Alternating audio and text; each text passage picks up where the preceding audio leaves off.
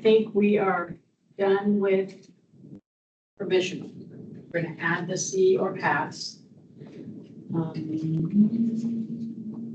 Under 9.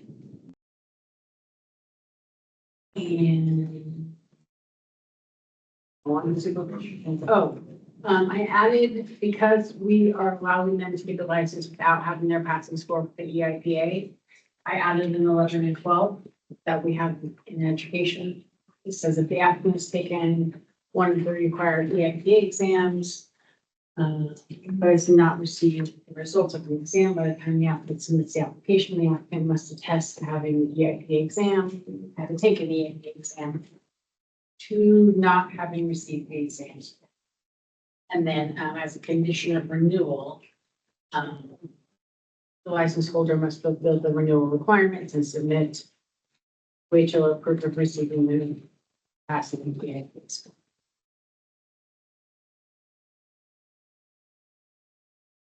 Sure. Amanda? This is Amanda. I know we're about to celebrate being done with provisionals. But would this also be where we would put other conditions for renewal, like continuing education? Like anything like that? Or is there a separate section that talks about renewals of all of them? So, Okay, perfect. but you can do it here and I can move it over if you want. No. So my question is for provisional, if somebody doesn't have their results back yet, should they not apply under a different pathway then? And not I took an EIPA, but I don't have my results back yet pathway, right? Because if you were qualifying for your EIPA, you have to have a degree, because that meets the EIPA Department of Ed requirement. So when you qualify under the educational pathway, then HLO doesn't have to have that level of supervision of like, you said you took it, but we don't have your, you know what I mean, the results back there. That's like, I just put what you guys wanted, so. I don't know what the requirements are to take the EIPA. The only reason I would say it might not be under the academic pathway is because maybe they have their bachelor's in something else that is not sign language interpreting specific. did we say that for that pathway, it has to be an interpreter, just when you like Yes. there. But the third pathway, they would qualify for.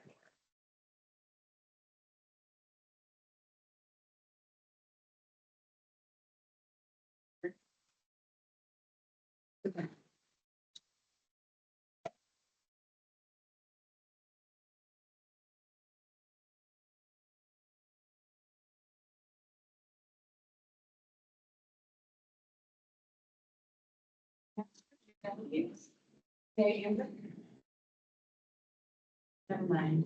Never mind. Okay.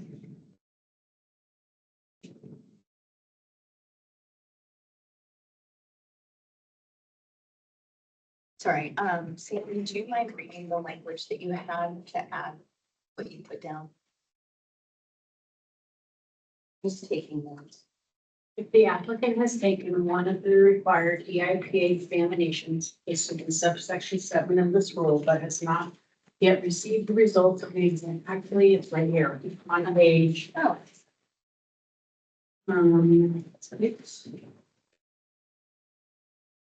It's on page 21 and 22. And it's struck through. 21 at the top. 23.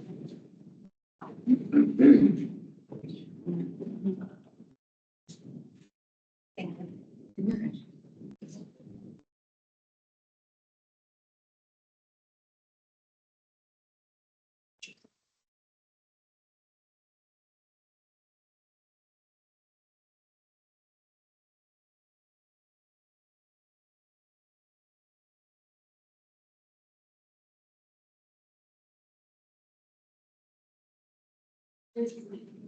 There are 5 lines, the 5 lines have been struck through, is that Right. the area? Why were they struck through? This is Amber. This is what the board looked at yesterday and they were like, no, we don't want that, but they ended up not adopting any of it.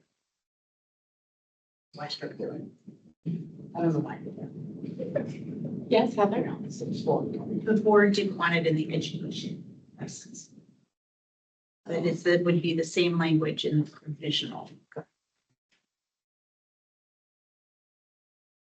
This is Amber. Why were they? Speak up a little, please. Sorry. This is Amber. Why are we scratching that out for the educational and relocating that into traditional? Because I'm just trying to understand why that wouldn't be advantageous for the educational license. Because the board decided that, no, you have to have the score if you're gonna assign to student. That was pretty much the end answer. Amanda? This is Amanda. My understanding, because it would be different than ODE. So ODE So it requires would you to be have. compliance at that point. Okay, that makes more sense. Yeah, and they require. This was put in here because we got giant flashing notification that it takes 6 months to get your score. So I have 83 emails. So trying to solve the problem. Thank you.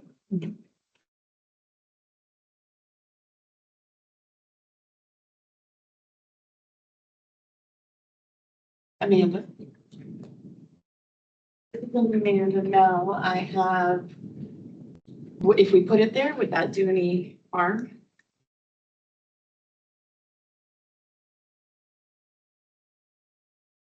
This is Mel speaking. It makes extra work and the onus is on HLO. So if you get any like red flags, they haven't gotten the results, you're gonna have to reapply. But what are the other pathways that would satisfy that? Because they wouldn't satisfy it under the SBA qualification. So they're gonna have to pick another pathway. So what would that be? And then I said, that's fine. Well, what about the second pathway? Well, I don't know. Because you're not gonna have your results, you wouldn't be qualified through that pathway. I disagree. Because I'm a black and white thinker. Absolutely, happy to take it out. I'm just curious, I'm not necessarily saying no to this, I'm just wondering if maybe you could take the EIPA without any training, without any practice. I think was that, Amanda says, well, you have to, if you're going to pay.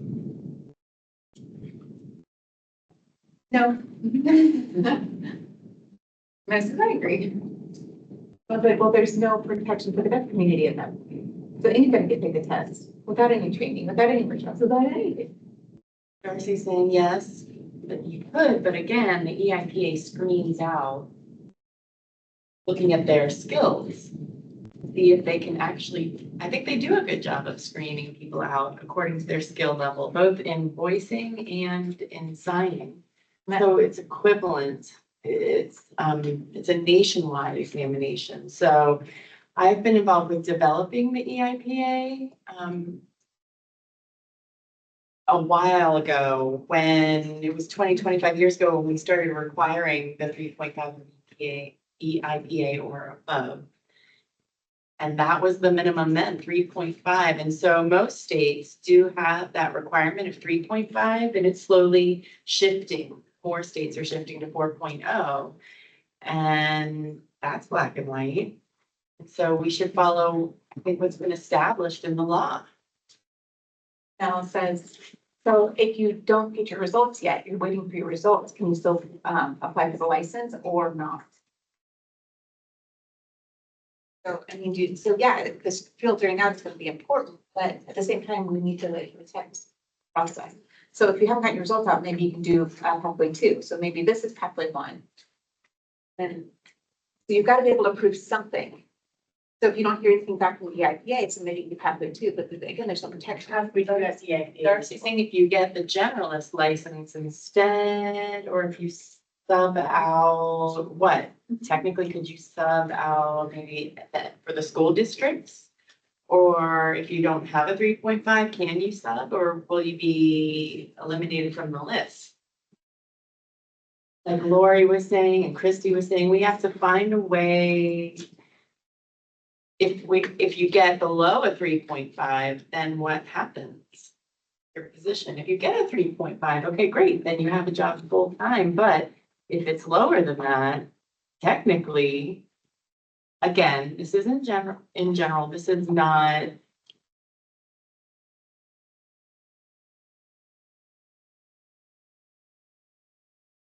So now when we look at this, the chart, it says, for example, we can put freelance interpreters with a generalist freelance license, or with an educational license, which requires the 3.5, the proof of the 3.5, but we haven't yet adopted what happens below the 3.0.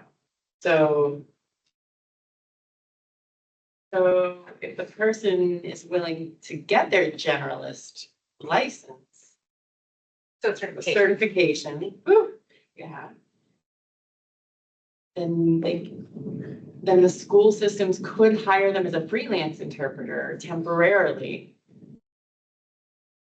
But if they get below a 3.5, they can't be offered the job.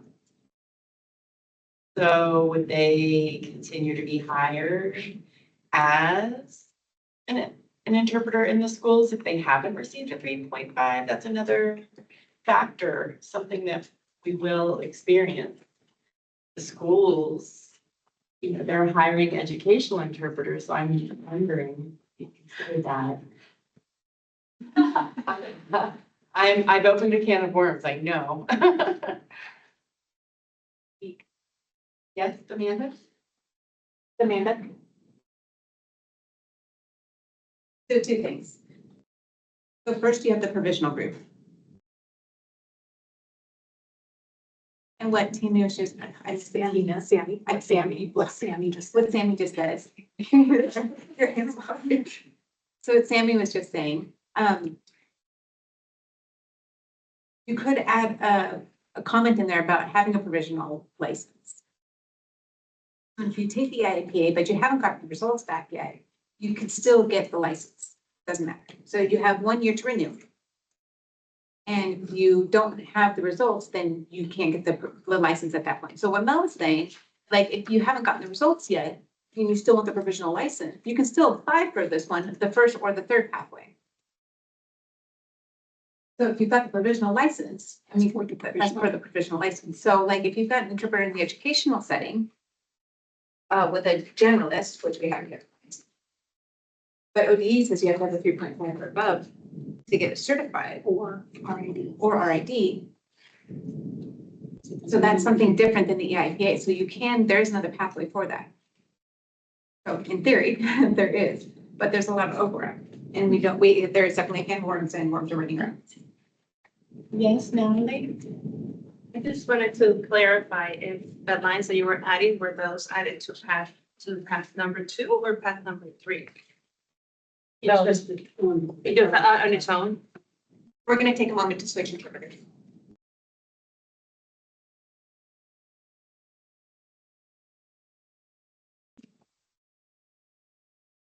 Right. Who's up next? Amber? This is Amber speaking. I have not personally experienced this, but I've heard that there are some districts that have hired interpreters who are awaiting their results due to the need of interpreters. I would like to ask if anybody is aware of that practice still happening, because I'm not familiar with it. If that is happening, that might be an applicable clause for us to have. This is Lori, and they shouldn't be doing that. We were in a situation very similar to that this year where we have an interpreter who tested back in April, still waiting for her results. So we posted an ASL assistant position, hired her into that to get her in with a job. And then we will post an interpreter position as soon as she gets the results of this. So she can't interpret, but she can be assisting the class. What does that mean? That doesn't make sense. She can interpret. Cannot interpret. I want to let that go. This is a class, no, yes, this is a definitely, class. So they need support in the classroom, teaching the kids, helping them with reading and things like that, not Signing aid. yeah, and it's signing aid, instructional system. Not touching that with a 10-foot pole. Speaking as the rural K-12 interpreter, that does happen. There are different titles that are created for interpreters who are not yet meeting EIPA qualifications, but they're working toward it. And so there are different titles that are created to be able to fill that need so that that student has somebody. Typically, those are the students who rely more on their hearing aids or their CIs that don't require as much interpretation as they need clarification. That has been my experience as a rural interpreter, and I know that that happens in other places as well. That sounds like I'm trying to.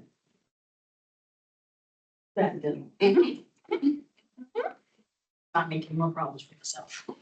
Let's do it. This is Amanda. I think those people could still potentially get a provisional license through those other pathways, so I still think that language is probably not needed for provisional.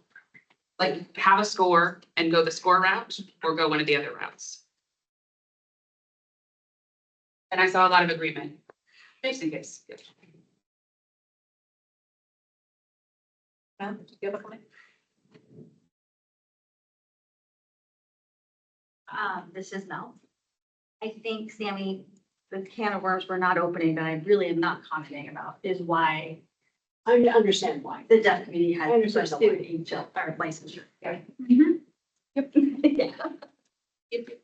Sounds like semantics. Yeah. Semantics keep you legal. Do they though? Do they But you're not gonna have to, so. No, I like your face. Yep. Which is. The face you made. Yeah, it's what you're figuring out of this. Yep.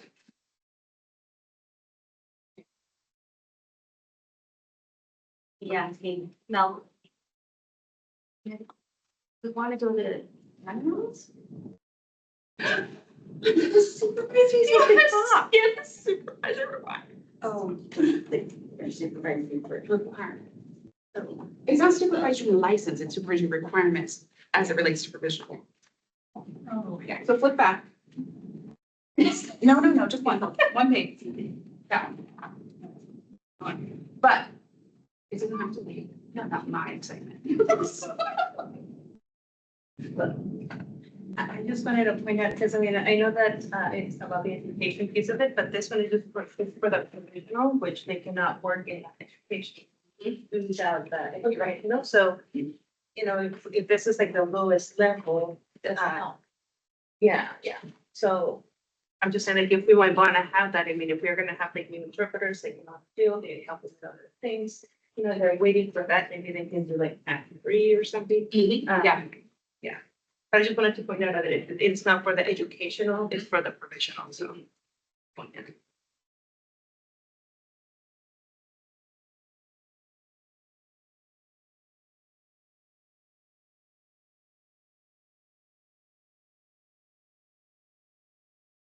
So we either have the APA score or you don't. Yeah. Do you want to go on to supervision of a provisional license holder or a different license? So I provided you with, is that one a yes or no? You'd probably, thank you.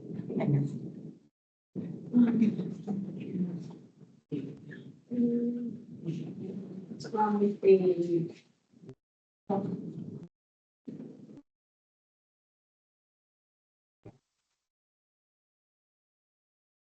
I'll get to it eventually. So. 12. Oh, that's top. Yeah. Yes, it's 12. Thank you, Amanda.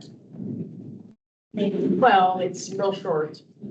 And then I provided what other groups do on page 15.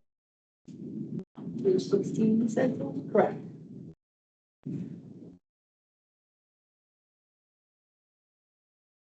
Yes. We could wait a moment.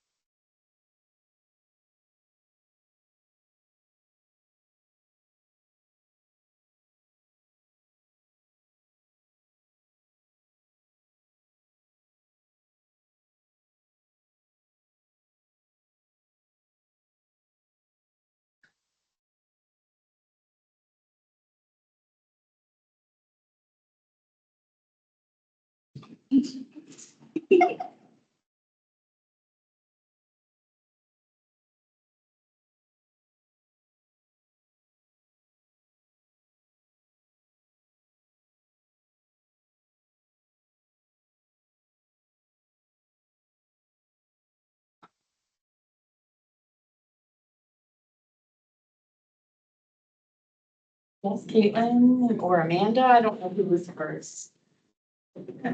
Oh my God. So this is Amanda. I just want to be clear, because I have the law and then I have this rule. And the rule appears to be defining the word supervision from the law. None of this that's written here is actually from the law, correct? Just, it's an attempt to define the word supervision in the law that says that provisionals may provide signage interpretation services only under the supervision of a licensed supervisory interpreter. If you go to, 676, 783, 676, 783, okay, two, okay. little c, established supervision requirements. Okay, so that's what this is. Yes. But none of this language is in the law. Yep. So all of it is for, Sorry, the interpreter is lost. What you just said with the 676, that is the law. Yes. That is the- and Sorry. you're saying- the rules, the rules on page 12 are an attempt to define supervision. But none of it is actual verbiage from the law. No. Okay. So it's fair game. I just wanted that framing first. Is there another place? So you didn't take any of this directly from the law? I mean, one is a supervisor. I mean, it says that to be a provisional, you must be supervised, and that's what it said. Yeah. And that's what the law says. Yep. And then this is Amanda, again, in the supervisory one, it says may supervise licensed provisional sign language interpreters. But again, none of that is defined. Those are just Right. the words. Okay. Under that 676. 783. That one that says. Established. Yep, or don't define.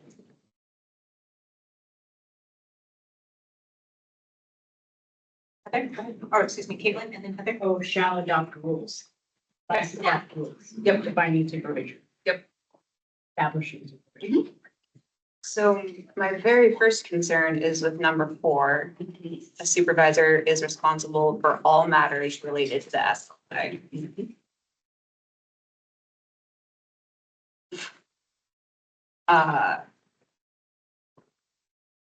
Especially if we're allowing not on-site supervisors.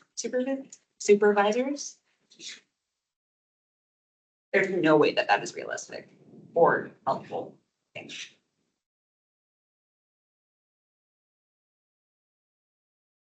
Heather, did you have a comment? And then Amanda.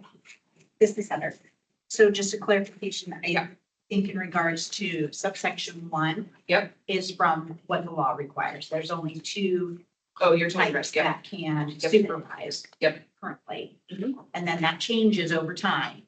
Yeah. Okay, but then the other requirements are the ones that are the interpretation and that are not specifically. required. Yeah.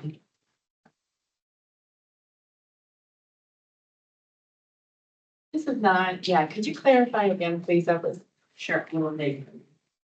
So on page 12, this is just a draft of what a supervision rule might look like. Number one is required by the law because not all licensees can provide supervision. So number one just states what the law requires, what the statutes require. Whereas 2, 3, 4, and 5 are not specifically required and are for discussion.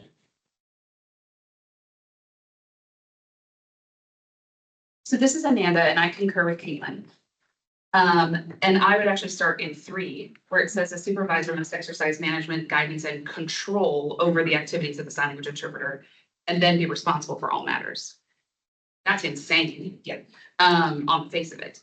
Also, that nowhere in here is supervision actually defined. So I think we need something in this rule that defines the word supervision.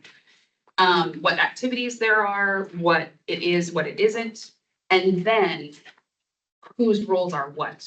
Because the other issue with this, not only the remote component, but if a provisional licensee can have multiple supervisors, are they all in trouble when the provisional person misbehaves? To decide. You know what I mean? Like, so I think we have to, And start from nothing. right, Just So- to just one. ones on paper. So I think it would make more sense to have a definition of supervision, which we probably don't all agree on, and that's, Write it on page Right. 16, 16, and you Yep. think I provided several of them. and then go. That's what I would say.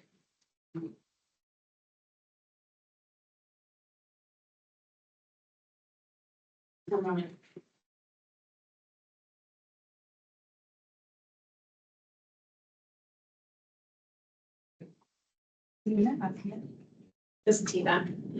Supervision can be indirect or direct. We have several boards and programs in our office right now that we have supervisors. And that's why Sammy's lifted all the other boards that way we do.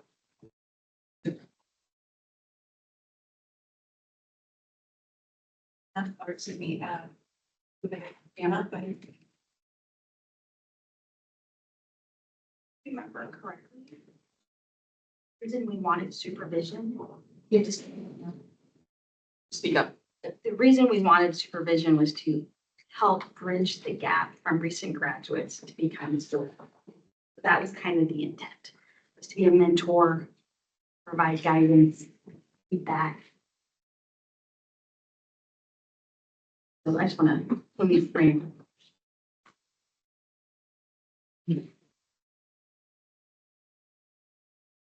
There. I mean, but I agree with Mel.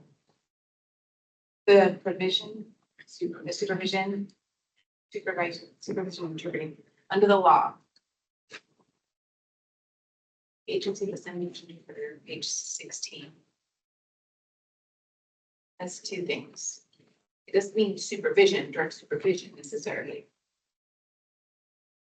It means supporting and encouraging and supporting school company.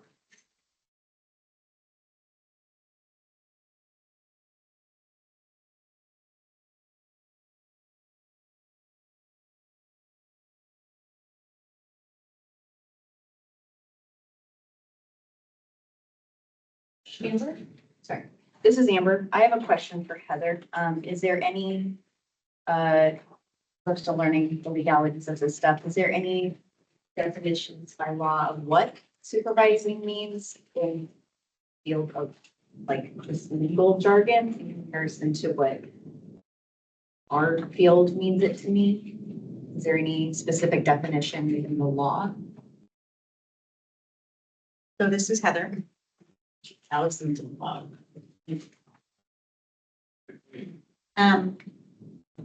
I am certain that there is somewhere a definition in law about supervision. Okay. But in the SLI statutes, there's not. There is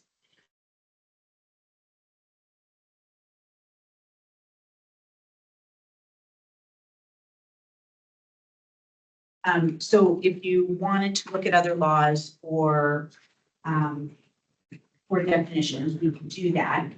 Similarly, Sammy provided what others have done in rule to interpret supervision.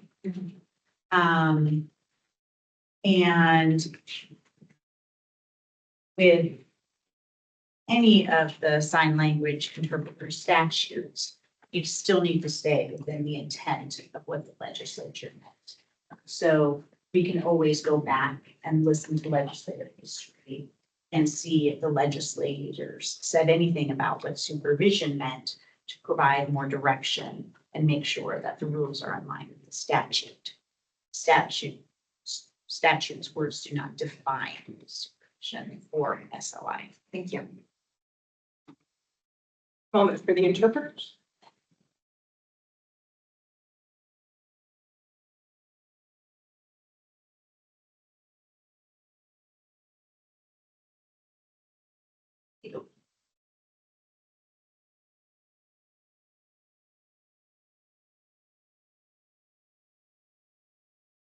And I'll just add on because I like to be exact when I can be. In that first subsection.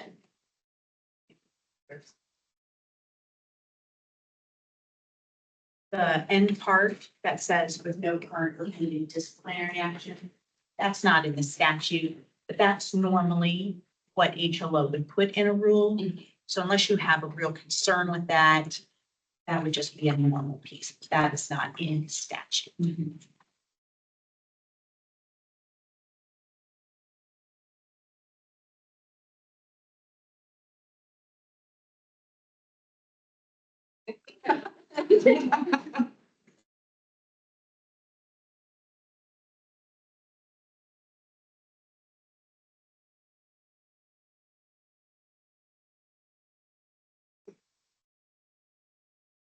Okay, so for supervision. My gut plus my experience is leading me to think of like counseling like supervision. So what I just read, what seems kind of like counseling, I like that from what the counselor group does. I feel like that's enough. It's like, for example, if a provisional interpreter is out interpreting, I'm just making up some sort of number, right? 20 hours. For every 20 hours that they work, they need to have a sit down with a supervisor for an hour. That they can go back and forth, whatever that looks like between them, that's their business. So that provides something for this provisional interpreter to know. So, okay, I worked 20 hours. That means it's time for me to schedule time with my supervisor. You know, so that they can move on or whatever. So, I mean, we can create something like for every 1,500 hours, they need to meet with a supervisor for however much time. So that was one thing. My second thing, before when I was working as a counselor and wanting certification, I paid for a supervisor. So there's a group of supervisors, so it was a group, you could have a group or individual supervisor. So that was pretty flexible. So maybe you can't afford a one-on-one, but you could join a group. So the fee would be reduced, you know, it could be a sliding scale or something. So, you know, benefit for the school district or another business to be able to provide supervision for free, the interpreter, the provisional interpreters could go there and take advantage of that free supervision, you know what I mean? Maybe pay less or something, but the benefit, you know, it'd be benefit for the free supervision. An opportunity for free supervision. And Amanda says you can't. That was a bad example, okay, fine, but. You know, maybe. Was there something else somebody else said over here? The interpreter missed something. I saw Amanda. Oh, and Darcy saying, well, I said there was no. Provisional can't work in education. I just keep saying it because you guys keep saying it. You can reiterate that about the license.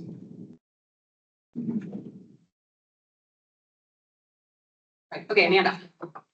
Oh, no. Okay, Lori.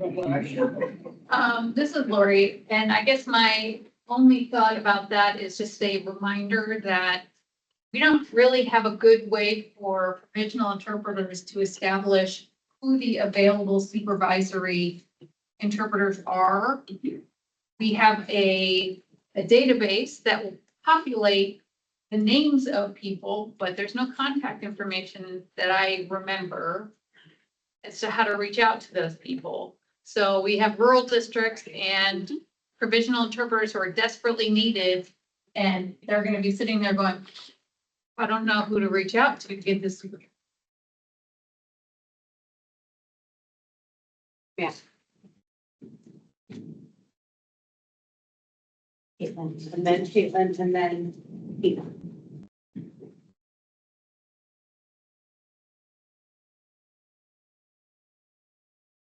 I agree with what Mel had said. I like that example of the counseling supervision or the clinical supervision, whatever you want to call that. I like the idea of establishing some sort of form. Maybe, we want to do direct supervision sometimes when possible. Maybe some group supervision. And then to Lori's point, I mean, how do you pair people?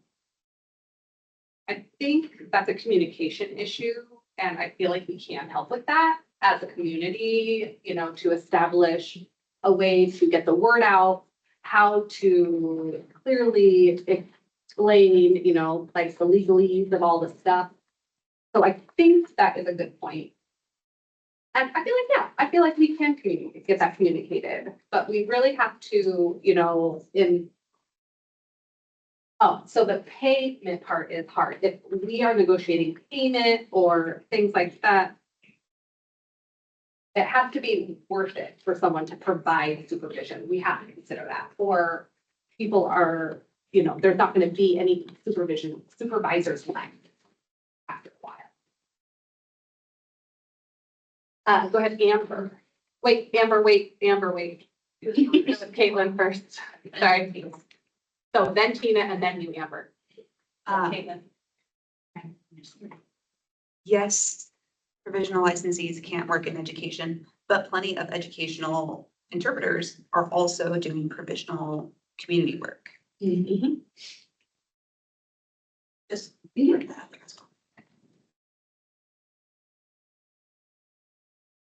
Tina and then Amber. This is Tina. So, I don't have, okay, hang on a second. I'm gonna give you how many supervisors. 13 generals who supervise. It's all the numbers that are coming up. 43 supervisors right now. 43, but there's only 17 in Oregon. Oh, that number. Yes. So there's only 17 supervisors in Oregon. All the rest of the 47 are out of state. Right. So 19 in Oregon. I think, So 30 are out. so supervisors that we have currently that are licensed don't charge fees. So supervisors that, some of them are on list. So if you apply as a supervisor and you want to supervise, you can say that you want to supervise and we could do a list of those supervisors. And those could be on the internet, right, Kelly? Okay, so that is the way that they can find a supervisor. With contact information? But you got to have people willing to be supervisors.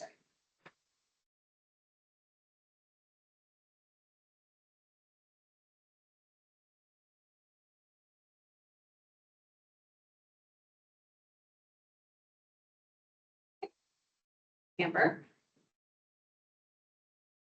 Okay, I have a ton of things going on in my head. So what you were just commenting about, Tina. One concern that was brought to me. If there is a list of all these supervisor interpreters, Is it a possible, that the provisional can just grab a name, put it on their application? And that like, they'll say, oh, I'm fulfilling that role, but the supervisor will be like, they've never contacted me. I never consented to that. So do you know what I mean? And then, so that's a concern, right? So. You can get that comment on, yeah. It's not on camera.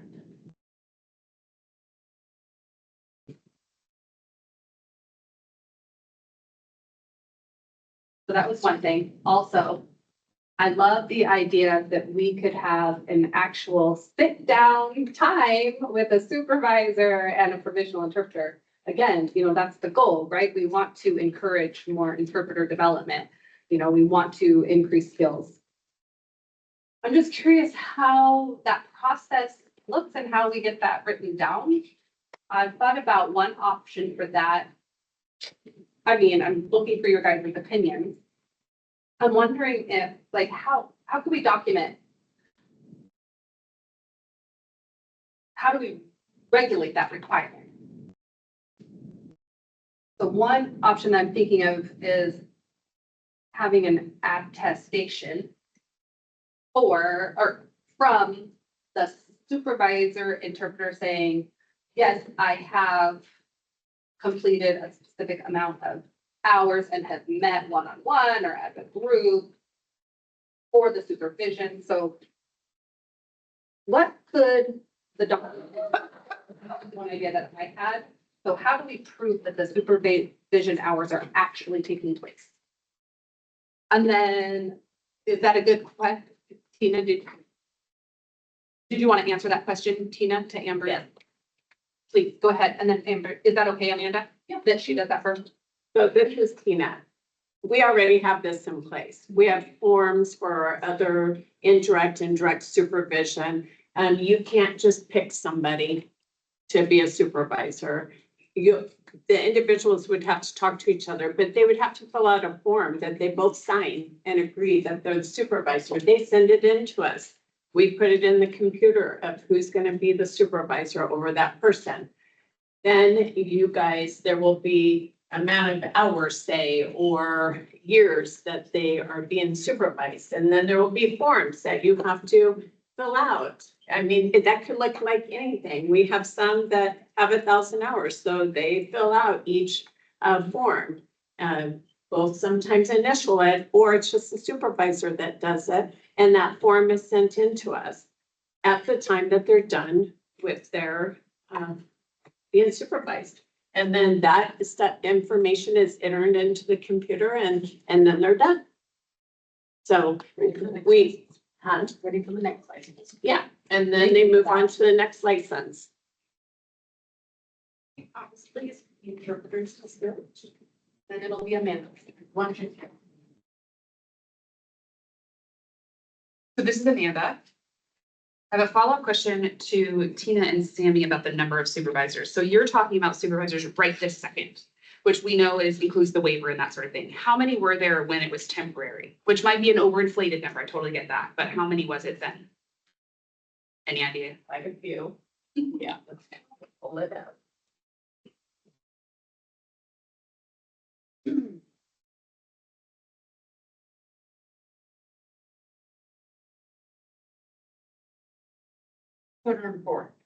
And Okay. 347. So, Say that again, sorry, 204? well, generalist and supervisory was 550. Those are in. There's 1,085. Now you got 89. 40 of them are not even, Hi, this is Amanda. And this is the second part of my comment. I want to be sure that we clearly identify what supervision is, because supervision is my framework. It's my bias. Base. if you're just gonna sit and chat about the work, that's not identified as supervision. Or if you text and say, oh, what do you think about this job? Just general questions, that's not supervision.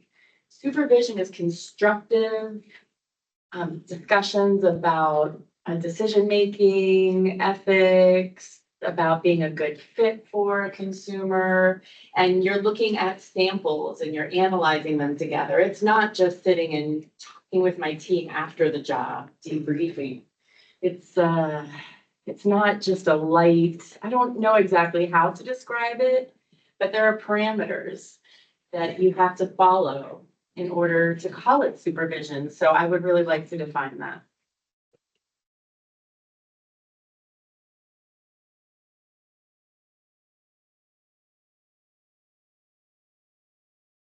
Amber speaking.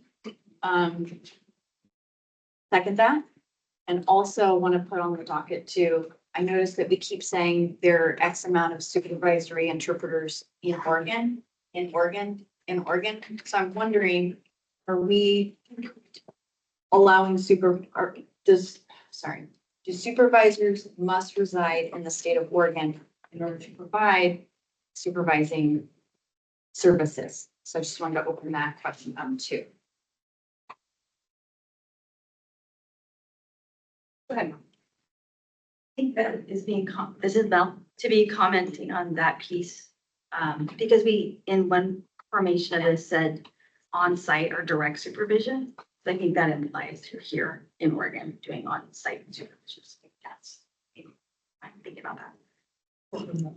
Or remote, we could do either, right? Follow up with what you said, Amanda. I think, and I am like you, I am in favor of a more structured approach and formalization of supervision and come from that framework. And I get curious about the intent and then talk in the community about having this be like a provisional interpreter working under somebody and learning from an actually working certified generalist licensed interpreter type of thing. And they're kind of like two separate things. And I think there's benefit to both, right? So I can be working with my teams that have higher level of license than I do, and I'm learning from them. And then there can be the professional, direct, higher level feedback that tests our critical thinking, our technical skills and all of that. And those are two separate needs, but they're both. Yeah.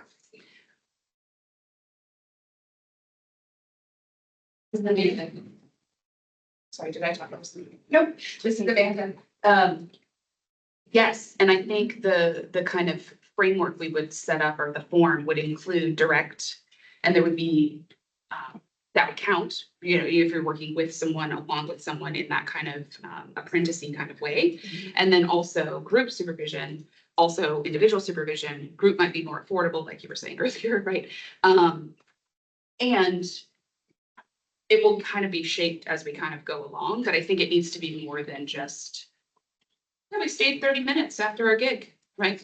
Even if those parameters are kind of loose, that's totally fine too. And I also think that then those could count towards continuing education hours too in renewals in some way. So I don't think it's either or is my point. I think it's both.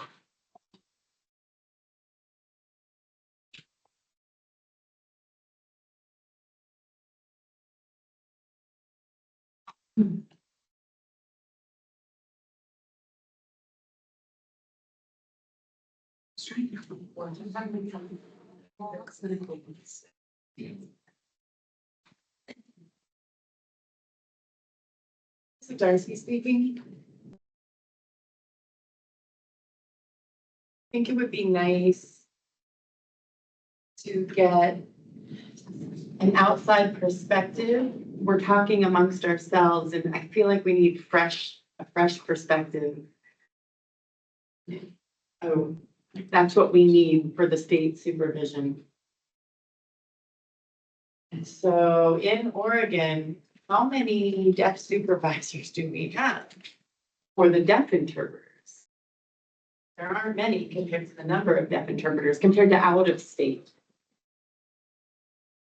So we have other deaf interpreters and other certified deaf interpreters outside of the state that can support us, but the few CDIs that we do have in the state, their time is very precious.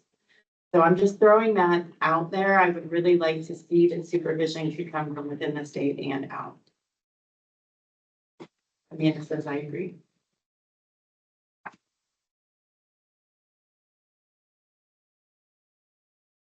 Okay, should we take a break so that we can grab some lunch or get some food in front of us?